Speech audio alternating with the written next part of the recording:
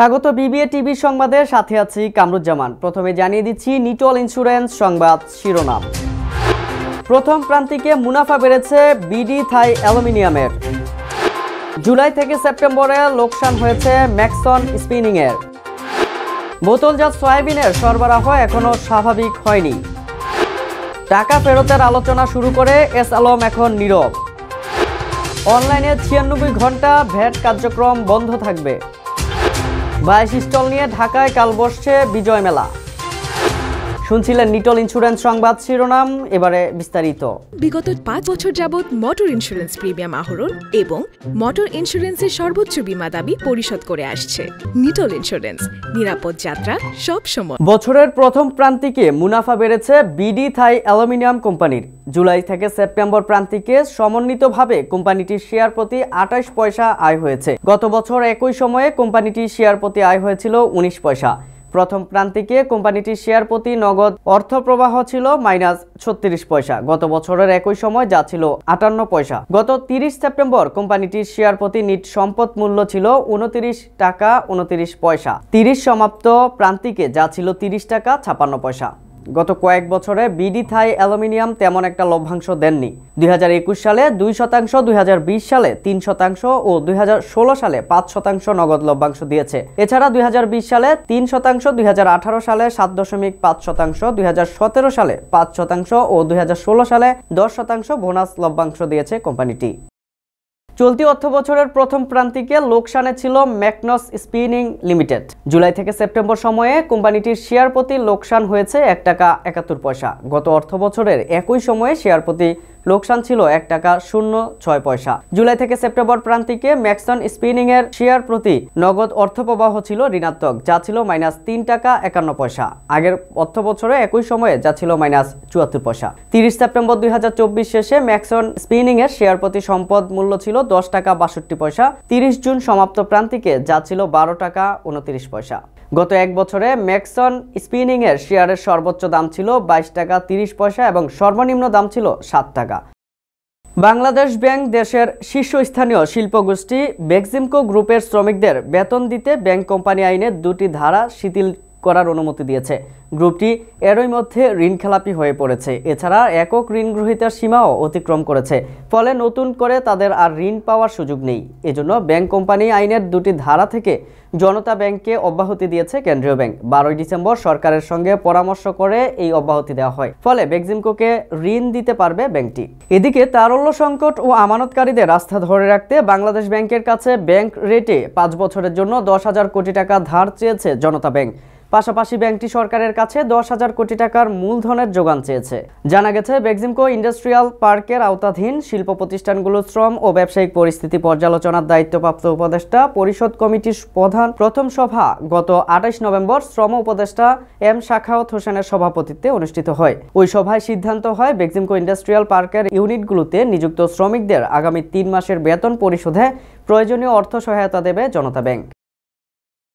দাম বাড়ানোর পর গত 5 দিনেও বোতলজাত সয়াবিন তেলের সরবরাহ ঠিক হয়নি। খুচরা দোকানগুলোতে 1-2টি ব্র্যান্ড ছাড়া অন্য কোনো কোম্পানির বোতলজাত সয়াবিন সরবরাহ করছে না সংশ্লিষ্ট ডিলাররা। এতে সয়াবিন তেল কিনতে গিয়ে ভোগান্তিতে পড়তে হচ্ছে ক্রেতাদের। একাধিক ভোজ্য তেল পরিশোধন কোম্পানির কর্মকর্তারা জানিয়েছেন, তারা গত বুধবার থেকেই নতুন দরে বাজারে বোতলজাত সয়াবিন তেল ছাড়ছেন। তবে পাইকারি বাজারের ডিলাররা জানান, তারা কোম্পানিগুলো থেকে 2 দিন ধরে স্বল্প পরিমাণে বোতলজাত সয়াবিন তেল কিনতে পারছেন। এ কারণে খুচরা বাজারেও সরবরাহ কম রয়েছে। আন্তর্জাতিক বাজারে সয়াবিন ও পাম তেলের দাম অনেক দিন ধরে ঊর্ধ্বমুখী রয়েছে। এই অবস্থায় ভোজ্য তেলের কোম্পানিগুলো দেশে সয়াবিন তেলের দাম বাড়াতে চেয়েছিল। এ নিয়ে বাণিজ্য মন্ত্রণালয়ের সঙ্গে কয়েক দফা আলোচনা শেষে গত সোমবার সয়াবিন তেলের দাম লিটারে 8 টাকা বাড়ায় কোম্পানিগুলো। ফলে প্রতি লিটারে বোতলজাত সয়াবিন তেলের দাম বেড়ে হয় 175 টাকা, যা এতদিন ছিল 167 টাকা। তবে এর মধ্যেই বাজারে বোতলজাত সয়াবিন তেলের সরবরাহ কমিয়ে দেন ডিলাররা, যা দাম বাড়ার পরেও ঠিক হয়নি।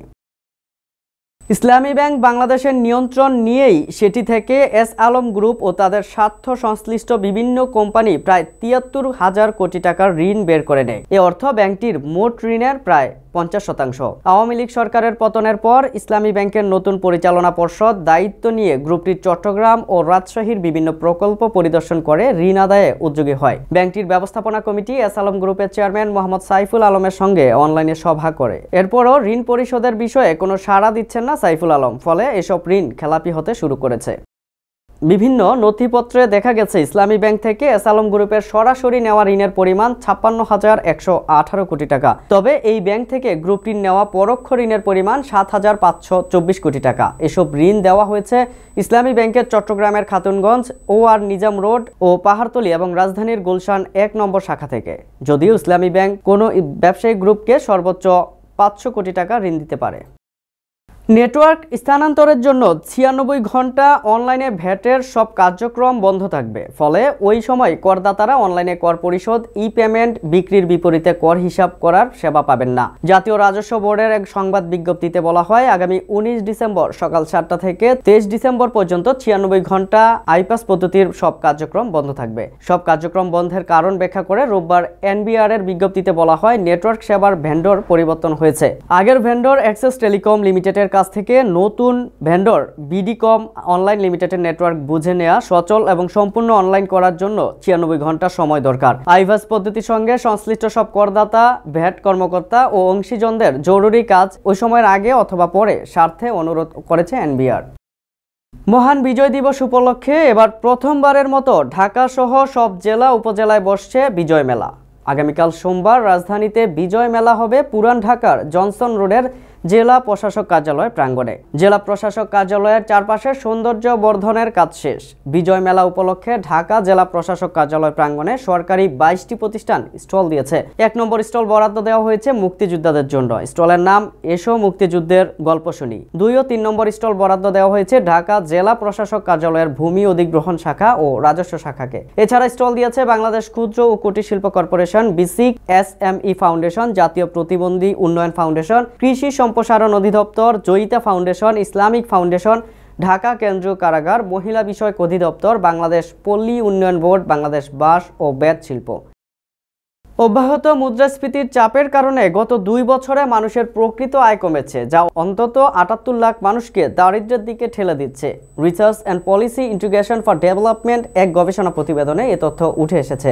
রোববার রাজধানীর শিরডাপ মিলনায়তনে আয়োজিত এক কর্মশালায় প্রতিবেদনটি উপস্থাপন করেন সংস্থাটির চেয়ারম্যান ডক্টর MA রাজ্জাক। প্রতিবেদনে বলা হয়, অব্যাহত মুদ্রাস্ফীতির চাপে গত ২ বছরে ৭৮,৬০,০০০ মানুষ নতুন করে দারিদ্র্য সীমার নিচে চলে এসেছেন। এর মধ্যে ৩৮ লাখ মানুষ অতি দরিদ্র ক্যাটাগরিতে নেমে এসেছেন। এছাড়াও ৯৮,৩০,০০০ মানুষ অতিমাত্রায় দারিদ্র্য সীমার নিচে নেমে যাওয়ার ঝুঁকিতে রয়েছেন। সংবাদ শেষ করব, যাওয়ার আগে শিরোনামগুলো জানিয়ে দিচ্ছি আরও একবার। প্রথম প্রান্তিকে মুনাফা বেড়েছে বিডি থাই অ্যালুমিনিয়ামের। জুলাই থেকে সেপ্টেম্বরে লোকসান হয়েছে ম্যাক্সন স্পিনিং এর। বোতলজাত সয়াবিনের সরবরাহ এখনো স্বাভাবিক হয়নি। টাকা ফেরতের আলোচনা শুরু করে এস আলম এখন নীরব। অনলাইনে ৯৬ ঘন্টা ভ্যাট কার্যক্রম বন্ধ থাকবে। ২২ স্টল নিয়ে ঢাকায় কাল বসছে বিজয় মেলা।